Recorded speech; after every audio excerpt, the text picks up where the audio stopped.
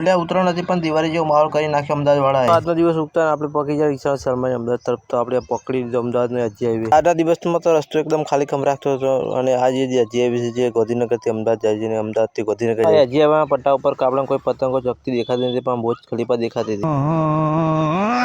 અમદાવાદમાં પહોંચી ગયા અને એ બાજુ ખાવા માટે બધા લોકો પડી હતી નાસ્તા માટે, અને આપણે પતંગોની પડી હતી। સામા રામા ધણી હતું કપડાનું મોટું સ્ટોર નહીં, આગળ જોઈ શકો છો કપડા જોરદાર હતા અને કપડા હાઉસ, અને આપણે જવાનું હતું પણ પતંગનો તહેવાર હતો એટલે પતંગ લેવા થોડાક આગળ જતા અહીંયા ગેસના ફુગ્ગા મળી જાય છે। ગેસના ફુગ્ગા આપણે લઈ લીધા, 2 ફુગ્ગા લઈ લીધા, નીકળી જાય ત્યાંથી વાર દિશાનથી પતંગ તો ના ચડે પણ ગેસના ફુગ્ગા લઈ એને તો મોજ આજે ઉત્તરાયણનો મેળો તો મોજ કરી નાખી। અને આપણે પહોંચી ગયા ઢાબા ઉપર, ઢાબા ઉપર પતંગ તો નથી ચડાવી પણ ખાલી ઢાબા ઉપર જઈને મોજ કરી। તો ઘણી બધી પતંગો આવતી, મન થઈ લૂંટવાનો, આપણે નાના દાદા લૂંટતા હતા પણ મન થઈ લૂંટવાનું, પણ હું તો ખબર પડી કે હું તો હારેમાં છું। બધી પતંગોની વિદાય આલી દીધી, આપણે આ ઢાલની પણ વિદાય આલવાની હતી। ઢાલ આપણે હાથમાં લઈ જઈને પછી ઉડાવી મળ્યા, ઢાલ પણ વાતે ગાતે સાથે ઉડાવી મળ્યો। જય માતાજી।